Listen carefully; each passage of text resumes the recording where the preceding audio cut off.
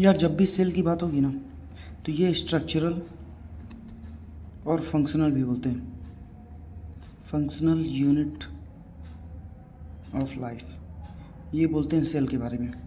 ये fundamental unit है, fundamental unit. Fundamental unit से मतलब है कि ये बेसिक है, इसी से सेल से ही सारी चीज़ें बन रही हैं। जैसे आपको क्या पता होता है, सेल से मिलके क्या बनता है, टिश्यू। और बहुत सारे टिश्यू अगर एक साथ मिल रहे हैं वो ऑर्गन बनाएंगे। ऑर्गन अगर मिल रही, कंप्लीट हो रही है तो एक सिस्टम बनेगा, या तो आप इसे बॉडी सिस्टम बोल दो। बॉडी सिस्टम से पूरी कंप्लीट बॉडी बनेगी। अब अगर आप बात करो सेल की, सेल कैसे बना होगा? सबको पता है कि इस पूरे ब्रह्मांड में, यूनिवर्स पे कोई भी चीज़ अगर बनेगी वो एटम और मॉलिक्यूल से बनेगी। तो सेल भी किससे बना हुआ है?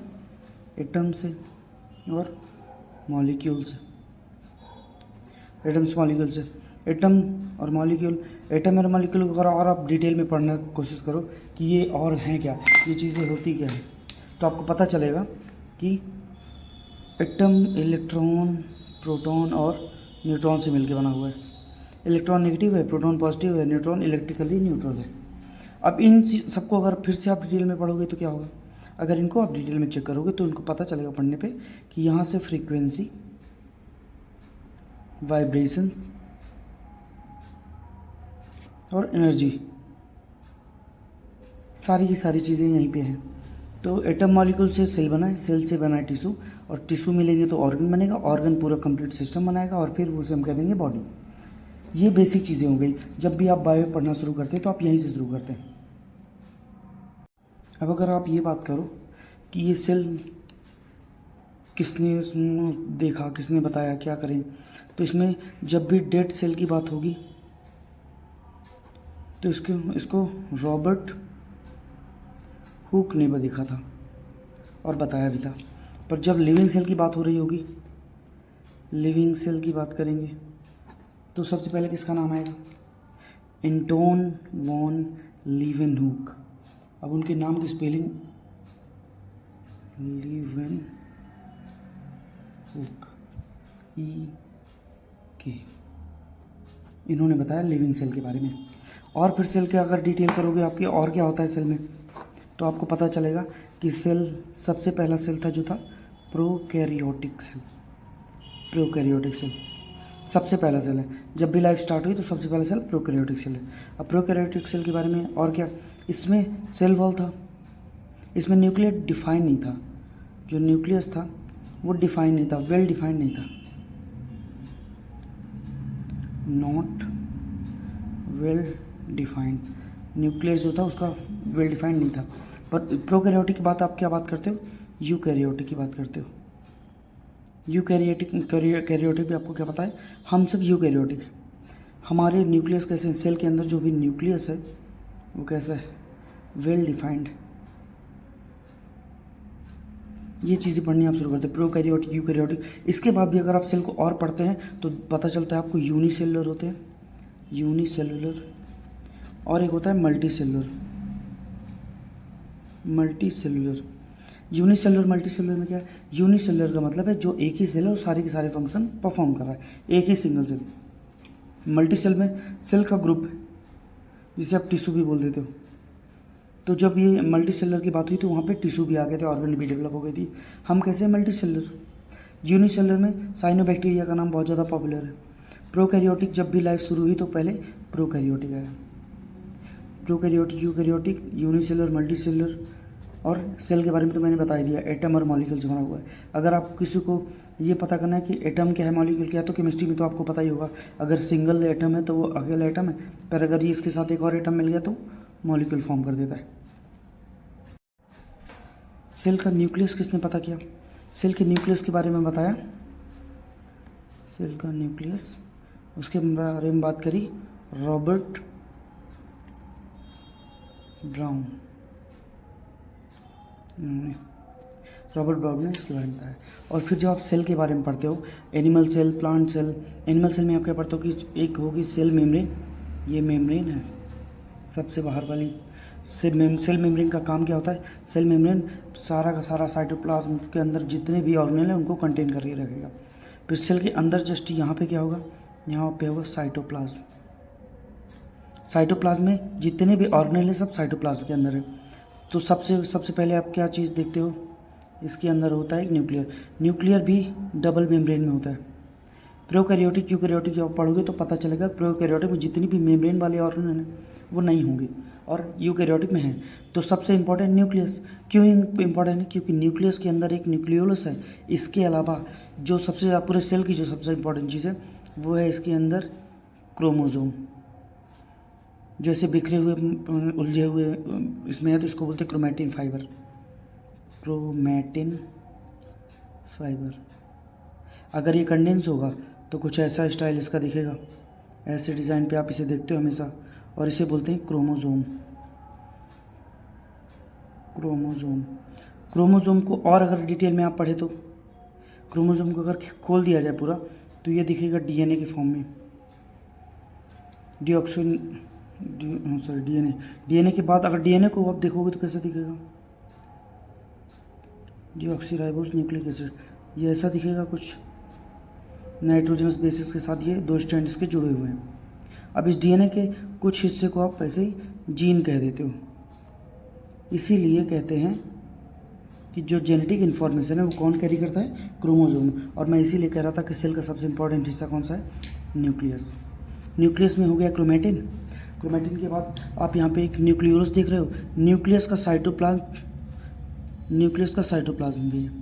अभी इसमें पोर्स हैं, ये न्यूक्लियस की मेम्ब्रेन है, न्यूक्लियस की भी मेम्ब्रेन है। न्यूक्लियस हो गया।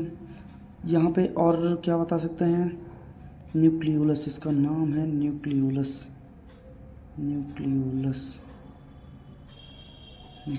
न्यूक्लियोलस, क्रोमैटिन फाइबर और न्यूक्लियोप्लाज्म, ये सब किसके अंदर आएंगे, न्यूक्लियस के अंदर आएगा। अब न्यूक्लियस में होता है डीएनए। डीएनए कन्वर्ट होगा आरएनए में, आरएनए से ट्रांसलेशन होकर बनेगा प्रोटीन। ये चीज़ें तो ठीक। अब सेल के अंदर साइटोप्लाज्म में न्यूक्लियस।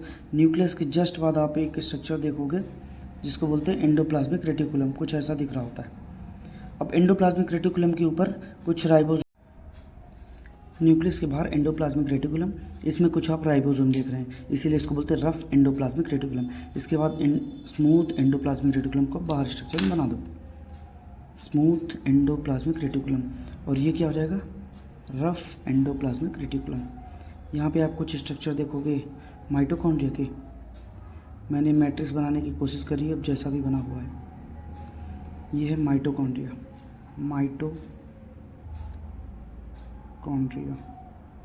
माइटोकॉन्ड्रिया क्या है, power house of the cell, power house of the cell. ये क्या काम करता है, ये एनर्जी करेंसी बनाता है, मतलब एटीपी का फॉर्मेशन करता है। एटीपी क्या है, एडेनोसिन ट्राईफॉस्फेट। अब ये इसी को क्या कहते हैं, एनर्जी करेंसी। आप इसको एक और नाम देते हो, एनर्जी करेंसी। क्रोमोसोम, इसमें डीएनए से बनेगा आरएनए, आरएनए से बनेगा प्रोटीन, आरएनए निकल के बाहर आएगा। डीएनए से आरएनए कहाँ बन रहा होगा, न्यूक्लियस के अंदर, जिसे बोलते हैं ट्रांसक्रिप्शन। अब यहाँ से आरएनए से जब प्रोटीन बन रहा होगा वो बाहर आएगा और ये साइटोप्लाज्म में बनेगा, जिसको बोलेंगे ट्रांसलेशन। प्रोटीन कौन बनाएगा, राइबोसोम। किसकी हेल्प के साथ, राइबोसोम बना रहा है, ये एंडोप्लाज्मिक की भी हेल्प ले रहा है। अब ये जब प्रोटीन बना लेता है, प्रोटीन बनने के बाद आप एक स्ट्रक्चर और देखते हो, कुछ ऐसा दिख रहा होता है, इसका नाम है गोल्जी बॉडी। गोल्जी बॉडी या गोल्जी अपैरेटस भी बोल देते हैं। गोल्जी बॉडी का काम प्रोटीन को पैक कर रहा होता है, ये प्रोटीन पैकिंग का काम है इसको। प्रोटीन पैकिंग के टाइम पे इससे कुछ एरर भी होती है, जिनसे क्रिएट हो जाते हैं लाइसोसोम, जिसे आप कहते हैं सुसाइडल बैग कहते हो। अब लाइसोसोम को आप कैसे बनाओगे, छोटे छोटे हिस्से पे ऐसे ही से आप बना दो लाइसोसोम्स। ये सुसाइडल बैग है, जो भी फॉरेन मटेरियल आएगा उसे ये खा लेगा। Mitochondria, rough endoplasmic reticulum, ribosomes कुछ बाहर भी तैर रहे होते हैं। जो छोटे मैंने बनाए ये हैं लाइसोसोम्स। अब इनके बाद यहाँ पे आप देखोगे सेंट्रोजोम, इसको बोलेंगे सेंट्रोजोम। मैं सेंट्रोसोम को ऐसा बना देता हूँ, ये फाइबर्स इसके बाद बना दिए सेंट्रोसोम। ये क्या होता है, जब भी सेल का डिवीज़न होता है सबसे पहले सेंट्रोसोम आता है। सबसे पहले सेंट्रोसोम डिवाइड होता है। सेल डिवीज़न में सबसे पहला कोई अगर डिवाइड हुआ था सेंट्रोसोम डिवाइड होता है। गोल्जी बॉडी होगी, गोल्जी बॉडी का काम सेल को प्रोटीन को पैक करना है। लाइसोसोम्स है, लाइसोसोम फॉरेन मटेरियल को भी खा रहे हैं। माइटोकॉन्ड्रिया है, एनर्जी बना रहा है, एटीपी क्रिएट कर रहा है। मेम्ब्रेन सबको कंटेन करे हुए। साइटोप्लाज्म हर एक चीज़ जहाँ पे जितनी भी ऑर्गेनेल्स है सबको ये अपने अंदर कंटेन किए हुए हैं। ये है सेल के बारे में। सेल को और डिटेल में आप पढ़ सकते हो कि ये सेल की मेम्ब्रेन किससे बनी हुई है, न्यूक्लियस में और क्या है। अगर आप क्रोमेटिन फाइबर को या क्रोमोसोम को और डिटेल में पढ़ोगे तो आपको पता चलेगा कि डीएनए का जो स्ट्रक्चर बना हुआ है उसमें ये जो न्यूक्लियोटाइड एग्जैक्टली यहाँ पे नाइट्रोजनस बेसिस है। एडिनोसिन, अब ये एडिनाइन बोलते हैं, थाइमाइन बोलते हैं, गुआनाइन, साइटोसाइन, ये चीज़ें आपस में कनेक्ट होती हैं। ये डबल बॉन्ड से कनेक्ट होते हैं और ट्रिपल बॉन्ड से कनेक्ट होते हैं। और ये जो बॉन्ड है वो कौन से, हाइड्रोजन बॉन्ड। डीएनए में होता है फॉस्फेट। फॉस्फेट को बोलते हैं PO4 3-। इसकी वजह से जो डीएनए में है नेगेटिविटी आ जाती है।